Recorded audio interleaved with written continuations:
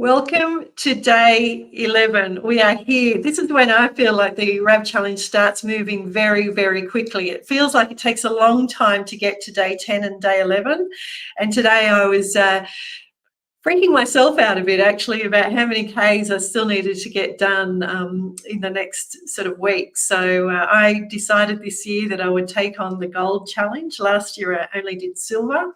So I stepped up to the gold this year and I passed my 130 kilometres today. So if I had been smart and just stuck with the silver, I would be finished my challenge today. But I've still got another 70 kilometres ahead of me that I need to click over in the next week. So yes, I'm looking forward to hearing lots from tonight's guest. He's an enigma in RAV world. I've managed to coax him down off his high mountain, the Swiss mountain goat. For years now, we have watched the friends of the Swiss mountain goat achieve phenomenal things during the 19 days of RAV. So this evening, we are going to be talking to the leader of the pack, Bernie. But first of all, let's get on and have a look at what's been happening today. We have 16 teams home, which is just brilliant. Let's jump over to the map and see who those teams are. Here we go. So today we've had, Willie Make It got across yesterday, trials and training. We've had Brave, we've had M3PS, we've had Rage Against Violence. Ravishing Ravens are there too, and the LCR team Brannigan and the one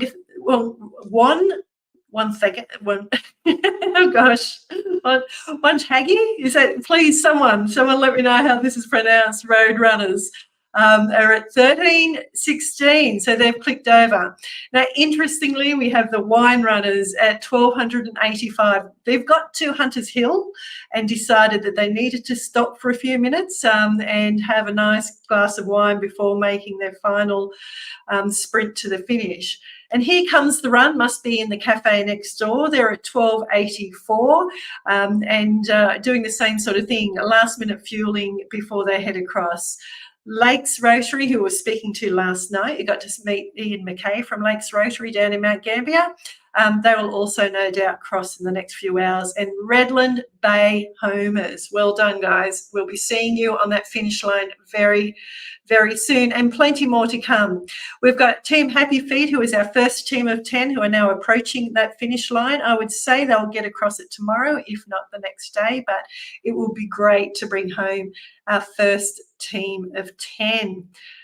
Brilliant. Everyone just keep going for it. We've still got 8 days to go.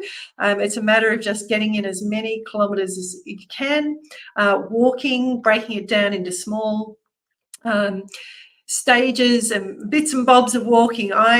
This afternoon I did a major run of 16 kilometres today, but then this afternoon I went out and bagged myself another 2 kilometres, just walking, talking on the phone, doing those sorts of things. It's amazing how quickly those kilometres can add up. Well done, folks. Now, we do have, like I said, it's almost like RAV royalty in the house tonight with the Swiss mountain goat. He is going to be talking about his own experiences and journey with running. So if you have any questions that you would like to ask the goat, please put them in the comments on the social media that you're looking on, or anything else you'd like to ask or post about. We would love to hear about your personal firsts, the things you've achieved today, the things where, particularly those moments when you thought, I don't think I can do any more, but let's just give it a go, and then you surprise yourself around how much you can actually achieve. They're the stories that we're very, very keen to hear. Before I bring Bernie on, I did want to show you something from day 11 in 2017, because it was a very, very special day. In 2017, on this day, we were coming into Forbes and we attended the Forbes show. Accompanying me from Bogan Gate into Forbes were ladies from Dubbo who have been supporting me and my running and Rav ever since the beginning, ever since 2014 when I did my first run from Walgett to Tamworth to Forbes. Now that run changed the course of my life and also of Brad Smithers, the co-founder of Rav. And we talked about that a few nights ago in one of these briefings. So go back through the archive. The best place to see that is on YouTube. If you click on, you search for Run Against Violence and click on the Lives tab, you've got all the past episodes there. But it's when we arrived in Forbes in 2014 that Brad and I decided that we were going to do more, to do what we can to play a role and contribute to the prevention of family violence. And that's what's led to us all being here today. So Forbes is a very, very special place in my heart, and so are these ladies because they have been there the entire time. This is us actually coming in on the road to Forbes. Before we arrived in town, it was a long day to get there, but it was a very special day because we spent most of it singing and dancing and carrying on like a little bit with high energy, shall we say, because we were so excited to be there. Wonderful. So with no further ado, I'm having a bit of a word night tonight, I've got to say, so I hope Bernie's feeling articulate. I think it's all the kilometres I've put in today. I'm starting to stutter and trip over my sentences a bit. So, yes, Bernie, I hope you are ready to talk, mate. I'm going to bring you on in just a moment. Here we go. That's me stalling while I work out which button I click next. So we're all good. Wonderful. Here we go. And look at this. Wow, I clicked the right buttons. I'm still here. I'm still here. I haven't run out of the office yet. Oh my goodness. You're really building it up. You're really building it up, I have to say. I don't know what to say. Well, let's start with the very beginning. I just need to get rid of this noise that's suddenly coming through my phone. There we go. I'm just going to put that over there. Technology's got me tonight. So this is actually, I think, the first time we've spent quality time talking with each other. I've known of you, like we were talking before for quite a few years. We had a small conversation in one race, actually, at Dungog. You may not remember it, but yeah, just on the last loop, after I had a bit of a vomiting session. I stopped. You were there with your mountain bike, and I stopped on the top of the hill just before the finish line. Anyway, that's beside the point. It was, it was. I remember it's on the Commons at Dungog, isn't it? Yes, exactly. Yes. Yeah. Well, excellent. Well, you're having a good day, were you? Well, I had a really good day for the first 4 loops, but on the 5th loop, my stomach decided to not be very happy. Right. And I experienced what it means when you chuck 2 salt tablets right in because you have no experience in what to do, and you just think, right. Oh, I need salt. And then you topple over and, you lay on your back on the trail. You would know all about that, wouldn't you? I have. I've had some very, very sorry moments on that Great North Walk, especially. Yes, we could spend quality time, and it is dinner time, so I don't think I'll go into too much detail. I won't go there anymore. Okay, sounds good. There has been some very sorry moments, but great friendships formed in those moments as well, because when you're out in the trail at 3 o'clock in the morning and you're unwell, that's when I think the trail running community comes to its fore, and a lot of support and love given at times, possibly when you wouldn't normally get that love and support. So yeah, wonderful. So Bertie, let's go back to the beginning. What got you into running? How long have you been running? In about 2 minutes, give us a sense of who you are. Oh, okay. 2 minutes. Oh my God. No. First, can I say one thing first? there's the Swiss mountain goat is a bit of an overstatement. I'm not a really good climber as far as in the running world goes. I'm sort of decent, but definitely not very good. So the Swiss mountain goat was just, I had to come up with a name, and I chose that because I'm from Switzerland, and there's lots of mountain goats there, so it made sense. And I had only a few friends in the running community when it started, so I wasn't really sure where this is going to go. But it actually ended up being very successful running endeavor. Yeah, absolutely. Okay, now I can answer the question. So I started about. Have I lost the thread already? I know. Everyone's just like in awe. It's like, it's the goat. It's the goat. Well, yeah, and I asked them for support, and nobody have put up their hand to come and help me talking. All my team members, lots of support in the chat room, but they're not here. You can see they're not here anywhere. No, not here. Anyway, I think we can rename the team the Fairweather Friends of the Swiss Mountain Goat. I think as soon as the camera came on, it's like, oh, they're gone. No, they never came. Actually, there's one goat here, and I'll show her later. Very good. So running for you, is it a lifelong passion or something that you've taken up later in life? No, I was always sporty, but did a lot of skiing, a lot of basketball back in Switzerland, and also so I grew up in the mountains. My father was a mountaineer, and so as every weekend we were climbing the mountains. So in that sense, I guess I'm a little mountain goat. But running as such, I really only started 10 years ago, and I started obstacle racing, and then we discovered that I liked the running aspect of the obstacle racing the most, especially through the dirt and up the hills and down the hills. And so I then heard about 6 Foot Track, and I thought, I should maybe, everybody said really tough people are doing that. And I thought, yeah, maybe I should train. And it was really daunting. And sort of around the same time, I started running with Terrigal Trotters, which is close by where I live. And I remember going to the first run at the Trotters Tree at the surf club, 6 o'clock in the morning. I had my hydration vest that I just bought from Aldi.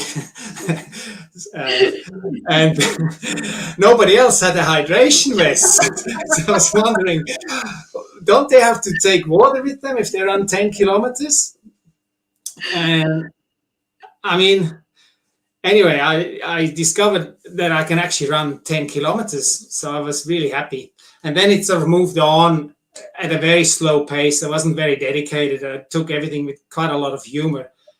And I finally qualified for 6 Foot Track and then entered 6 Foot Track, and I made it to the end.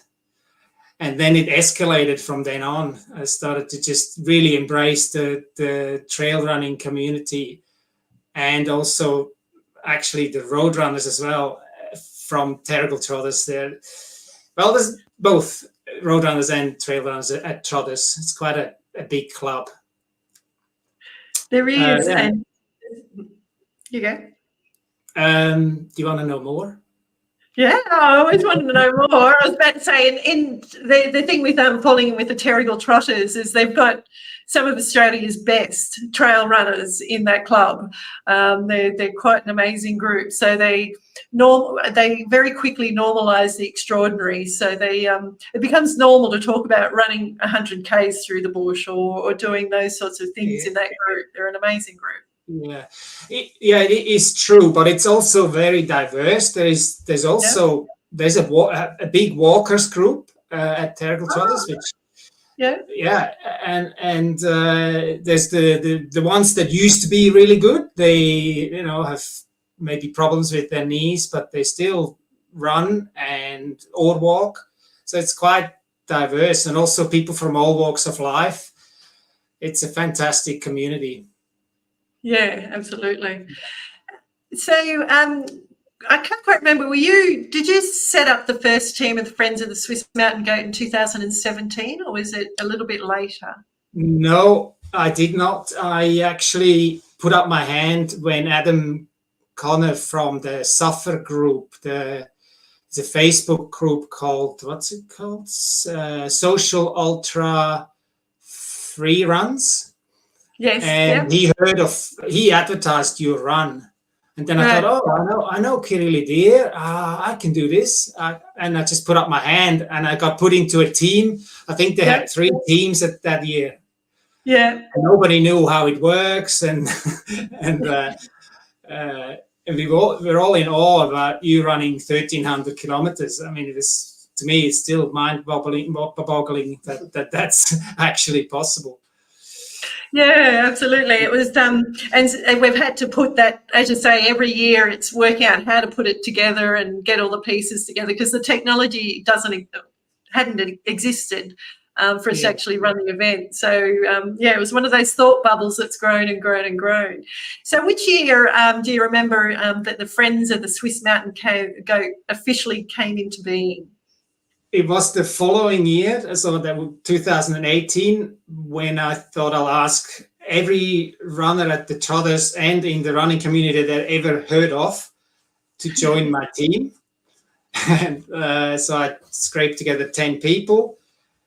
And yes, they were all way higher caliber than I am as far as in running, ultra running goes. And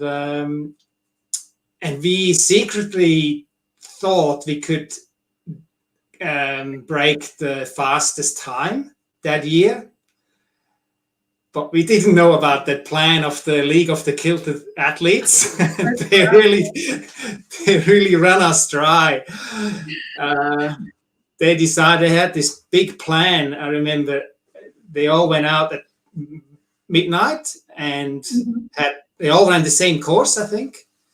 Yes. And finished it in 23 hours and some minutes.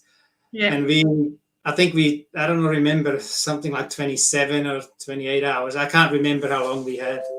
Yeah. But it was, I mean, even that was full on for us. I mean, all of us obviously had to run 130 kilometers for 10 members in that short amount of time. Yeah. And it, yes, I remember that year because the Kilted Athletes, like you said, they're up around Port Macquarie, and so they worked out a trail that was an out and back, but they spent a lot of time planning their way through that. And so one of the challenges we have is I'll be talking to different teams during the year and they'll be going, oh, we're thinking about this, and oh, we're thinking about that. And it's like, oh, I've got to stay stum.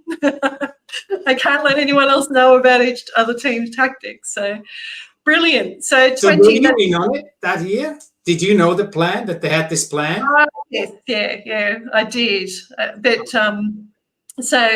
Because we went up for it, and I was there for the start, and then we crewed throughout the day to support them and that sort of stuff, as well as to be with the Port Pacers.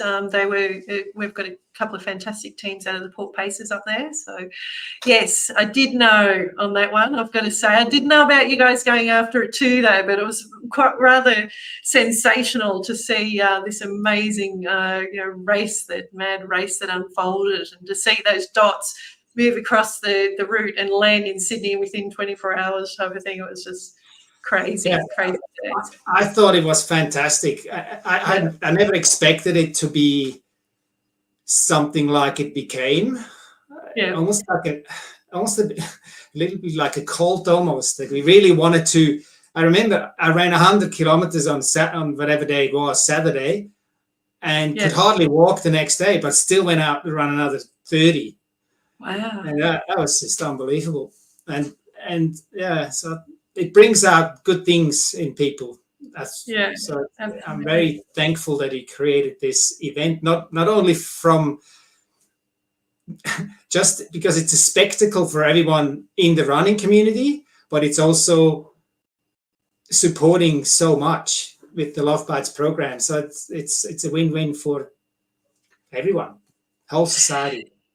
Yeah, absolutely. And that's why over the years we've worked out that there's 4 main drivers that will bring about the changes in community that we need to have happen to have communities that are free of family violence. And 2 of those, as you say, are respectful relationship education and normalisation. So we need to make sure that we're educated about it, but also we're kind of practicing and living that day to day. And that's what we try and bring into being in RAV, and also that healthy self-esteem piece. So when people have healthy self-esteem, they don't feel the need to control or exert control over other people. And people are also more resilient to abusive behaviours. So, and we see an enormous amount of shift in people's self-esteem during RAV, because they do exactly what you've just talked about. You've gone out and run 100 Ks, which is a mind-blowing amount to do in 24 hours anyhow. And then you think, gosh, for my team, I have to go another 30 Ks. And you get up and you find it in yourself. And that shifts the way you think about yourself. So wonderful.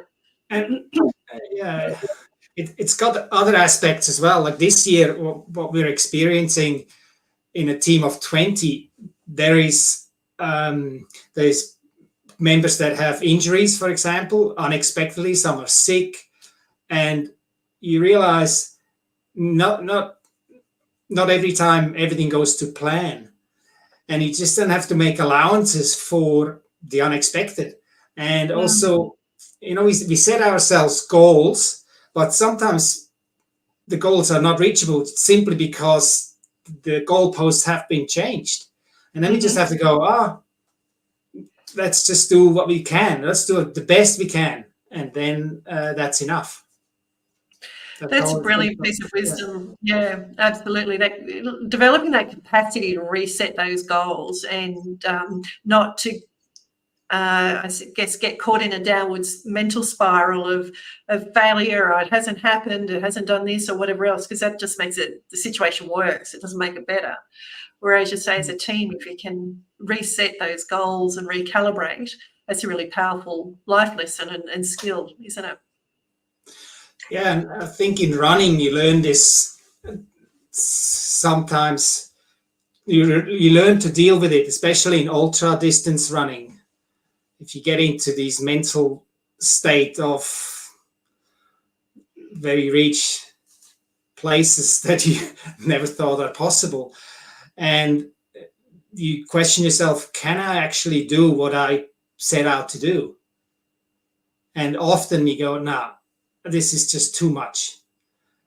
And then it becomes a game of how can you pull every trick out of your bag to make it happen.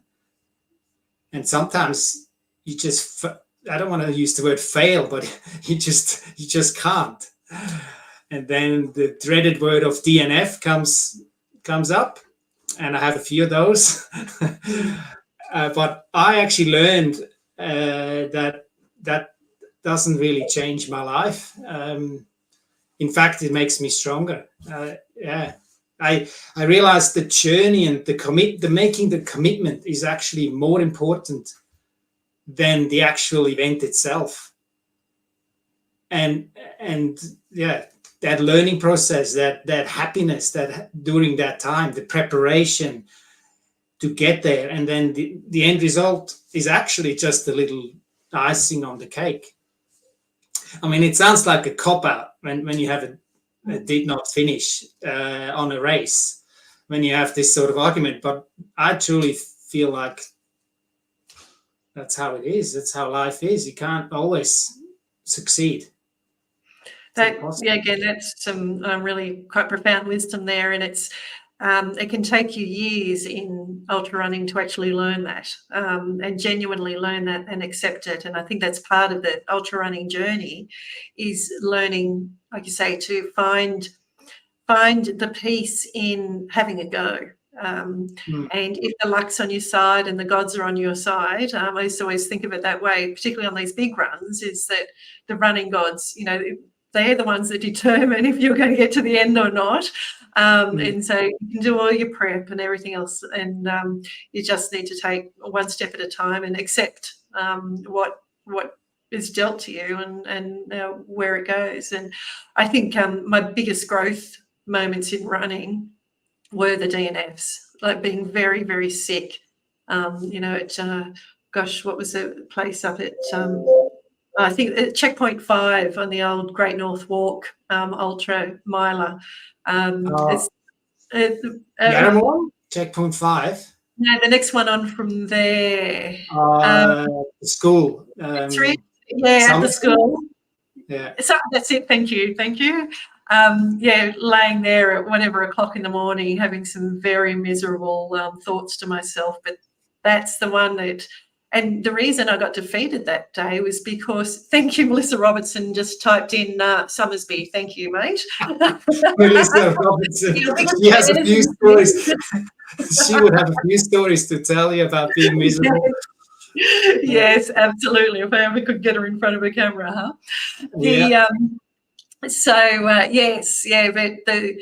I had gone in. I remember particularly that race, going into it and being intimidated by it. I'd done the 100K a few times, and the 100 miler was just that next, because it's a brutal course. And I talked myself out of it before I started, really, and I paid the price at Summersby. So absolutely. So you possibly already touched on, like I said, some pearls of wisdom that you've been offering, but we do have quite a few teams who are perhaps a little bit behind where they would hope to be at this stage, and there's some that are a long way behind possibly where they hope to be, and I think your advice around recalibrate, set goals that are rewarding for you is important. Have you got any other tips about how to stay motivated or focused or keep the team moving along? Maybe the team members can encourage each other. That seems to be the addition to the family. That's a big part, that we support each other as a team. And also step by step, like you mentioned in the beginning in your intro, just maybe only go 500 meters or a kilometer in the morning, and around the block in the afternoon, and again around the block in the evening. And then we have 3 kilometers, and just see how we feel. And then do that. Don't really think about the overall number. If you still have to go 60 kilometers, don't worry about that. Just go 1, 2, 3, and every time you add another one, you do a somersault and you yell out, and don't worry about, wear a lot of colorful clothing. That helps a lot. That makes you happy. Take a selfie. Don't worry what other people think, and post it up. And then you get to the finish. You're full of wisdom. That's exactly right. I think it's finding the joy in whatever you're doing, isn't it? Like, that's the important thing, is to be able to dig into those reserves of joy and fun. And, so like, again, in the intro today, I was talking about how when we're going from Bogangate to Forbes, we spend a lot of time singing Whitney Houston songs, most importantly. And just having that fun, because I was in a lot of pain, and you can see in the photos my leg's very swollen and it's under compression and everything else. So it was the singing and being a bit silly that actually helps you keep going in those moments. So I think so. Yeah, humor, laughter, and family support. That's it. Yeah, supporting each other in the team, and it is amazing. Yep. You go. The strongest in the team needs to lift up the weakest. I mean, it's a bit of a cliche, but that's how it works. The strongest leads and lifts the others up to do the impossible almost. So in our case, it's Melissa Robertson.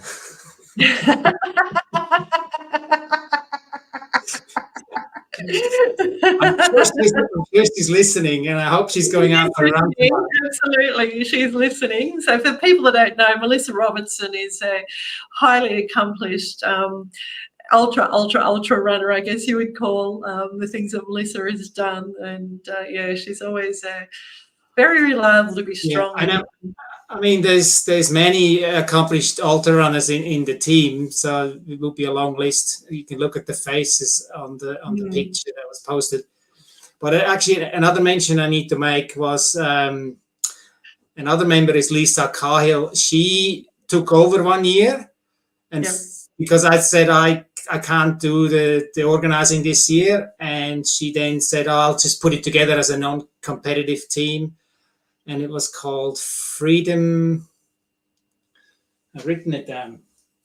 Anyway, Freedom Not Fear, I think it's called. So we didn't run every year. We only did 4 years, I think, and then Lisa's year. I was part of that team as well, but I wasn't organizing. No worries. And Melissa Robertson's just posted, I follow our leader, and then the little emoji goat. Okay, we'll have some conversations about that, Melissa. We're going to have a bit of a discussion about the definition of follow, are we, on that one? Yeah. Oh, wonderful. So we've got 8 days left to 2024. Is there any plans, or are we just seeing how our legs tick over and just see where it all aggregates to? Well, this is a secret. Can't let you in on that one. I was admiring before Alison Broughton, who's the captain of the Icebreakers, her very brave piece of trash talk yesterday in the Facebook group, because they popped ahead of you and Boat Crew 2 for a matter of minutes, and they're very proud of themselves. So we do have 3 teams incredibly close to each other. Boat Crew 2 are slightly ahead at the last map update, I've got to say. They're ahead of you by 20 Ks. And then the Icebreakers are behind you by 6 kilometres. So it is very, very tight at the moment. Yeah. Sorry, I have my motivator whisper in my ear. Would you like to I thought it was the voices from the universe coming to talk. Yeah. Yes. No, I mean, hold on, my camera moved away. I don't know what else to say. Yeah. No, right.